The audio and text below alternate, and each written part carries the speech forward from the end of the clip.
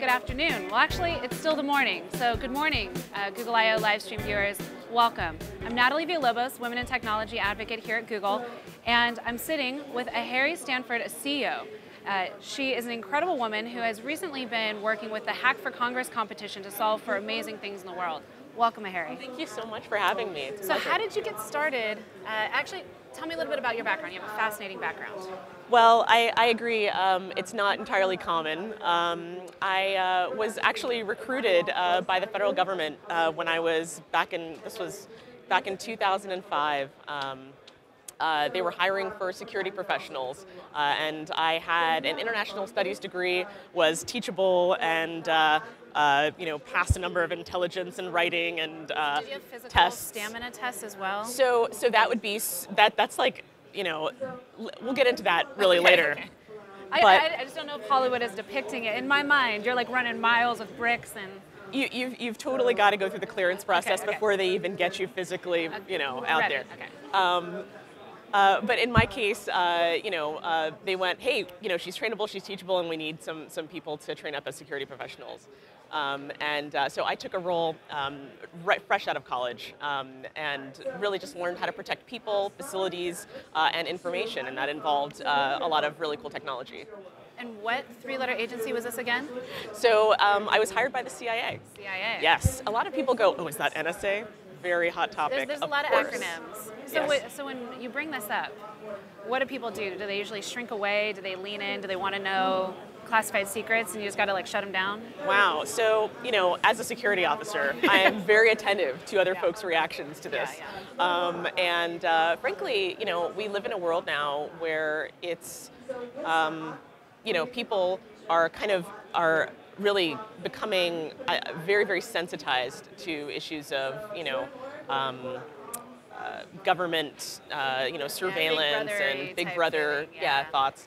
And so naturally, they kind of want to go, okay, are you a part of the empire? Which is, sort of covertly plotting against Star Wars. So That's fair. That's fair. Right. No, there's a fair amount of curiosity, but frankly, I'm accustomed to being more observant of how where that curiosity is coming from, than sort of taking a perspective of what's more common. I would say the most common thing is just curiosity, yeah, absolutely. and then maybe a little protectiveness. Is there anything that you can't tell me? Or do you know everything about me? So right. So you did that for many years, working with them, and About 8 years. About 8 years, and now you're in the tech world. How did you land here, and why? Question. Right, sure. Well, first of all, it's always been a passion for me. I was lucky enough to grow up in the Research Triangle Park, an area of North Carolina. I've been there. It's a great place to grow up. It's full of, actually, they say it's the highest per capita PhDs in the country. Maybe that's an old statistic, but we're talking about Raleigh, Durham, and Chapel Hill, and they, of course, have excellent universities, one of which is Duke University. And as a result of really just interacting with a lot of folks, including, both of my parents, my father a student and my mom working in the IT department at Duke, it was easy for it to be sort of dinner time conversation to talk about how binary works, or Token Ring, which IBM and Token Ring, I've just dated to the early 80s, and that's a little embarrassing. I was 8 in 1988. This is awkward. It's all good. But the reality was that I was exposed to kind of the realities of how problem solving can be done with computers very early. And later on, I think that really made it possible for, once I had come out of my undergraduate education, it was easy for my supervisors and colleagues to see that there was some complex technology that made sense to me in a different way than perhaps a lot of my predecessors in security positions.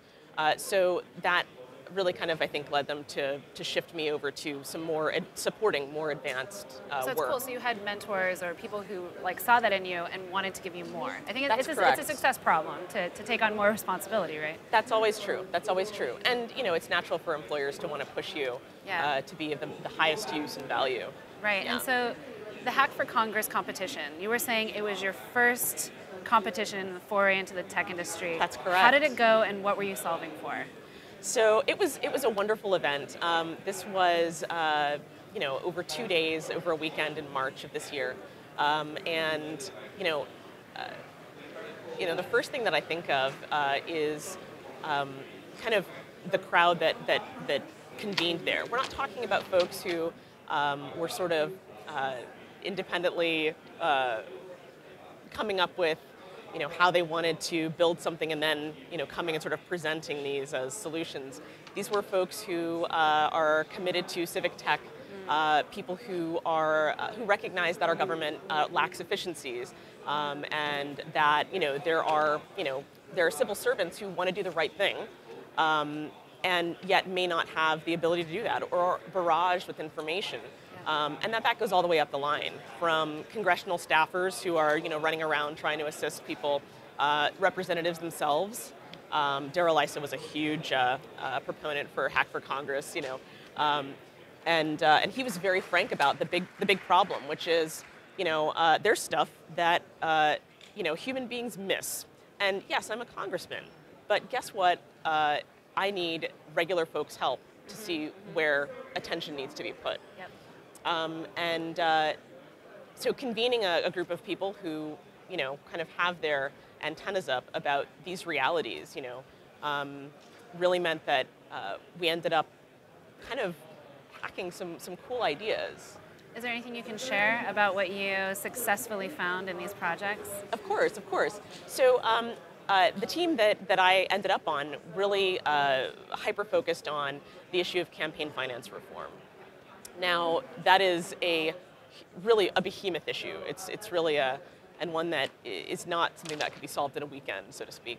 But what we did do, and what was exciting about it, was that we essentially designed a mobile solution through which folks can very easily connect their own values with the values that are being shown through voting and bringing bills forward for votes by area representatives. So for instance, if I'm very, very concerned about public schools in my area, and that's really my top concern, then I can drag and drop that issue to the top of my profile and choose 2 other issues under that, and I can immediately hit, match me.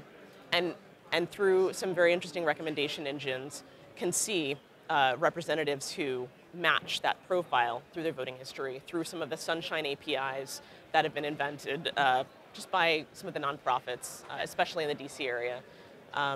So the whole point is really to be able to find a matching point where people are engaged through issues with representatives or candidates who are interested in the same ones, or who have priorities that are aligned with theirs. And I think that's really great. You expressed a user interface that seemed really intuitive, really easy, and it's really nice, because I know that just even when I'm voting, I get sent like paper pamphlets and update pamphlets, and I'm just overwhelmed. Like, I don't know what is like the latest version, and I just end up, going with estimated guesses, maybe Yes. whoever's name I've heard the most, or and a lot of my friends will actually get together and they'll host kind of get-togethers, and you have to defend topics that you normally wouldn't want to defend in a voting season. Yes. And we try to have these education parties.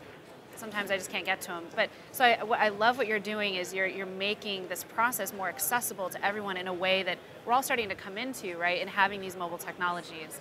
And so I think it's really awesome. Thank you. What you're talking about, I think, is a growing trend, but there are a lot of folks who are being left behind who aren't in crowds where that's more common, and to make that possible is an interest that I have for sure. And so at Google I/O, are there specific platforms or tools that you feel are good for these civic innovation ideas that are going to drive the future of getting more of the public to participate with the government? That's a great question. So there are some technologies that I was really excited about. In particular, there was, during the keynote, there was some discussion around something called Loom, which is really, I mean, anyone who wasn't able to catch the keynote or what have you should Google it. But why it's so exciting to me is, for instance, my parents live in an area where their internet service is pretty much, hit or miss. And in the age of technology, it's imperative that they be able to, be in access. Access to information is exactly. important. That's key. That's part of our evolution as humans, I believe. So what Loom is capable of doing is providing, service through, really, it's a physical device. It's, hey, we're going to put this in the air, and it lasts for about 100 days. It's really, it's around the same ideas that the government uses for transmitting communications data using satellites, but it's below the stratosphere. It's lower down to the ground. Right. So it's basically allowing low or no connectivity areas to be able to be online. So to me, that is where the democratization of technology and civic involvement are permitted to meet. If when everyday people are become linked in with their neighbors, with their families, with their neighborhoods, and then out into the wider areas, they're already being represented, and laws are being passed that affect them every day. But if they don't have that two-way communication mechanism, then democracy really isn't working. And so it's this pervasive knowledge economy that you're creating with the work that you're doing, and blending it with this, innovative technology that we're starting to see pop up in the industry. So, last question, and sure. you've already solved for so much, I feel, in your lifetime. You've got a whole lifetime to go. So what do you want to see solved for in the next 50 years? Wow. Or 10. We can go to 2. We can go to 1. What is the thing that you're most passionate to see solved for? So I have 2 diverging responses to that, truly, because the world is represented by very different populations, and we see a very narrow field of it, being in a developed country where we are in access easily to food, water, shelter, and information. There's another, part of the world that we don't see every day, where those things are not taken for granted. So my initial response is, well, I would love to see materials design ideas really coalesce into products that can allow us to have flat screens this small on my wrist, and but on the other side of it, perhaps material science can help me to create a water bottle that very, very quickly filters what would otherwise be non-potable water to make it potable. Right. Those are the kinds of technologies or tools that I'm also interested in. Very cool. And that is, I think, at the core of what what I would call tech, because we're talking about tools. We're talking about using existing materials to make something new that's useful.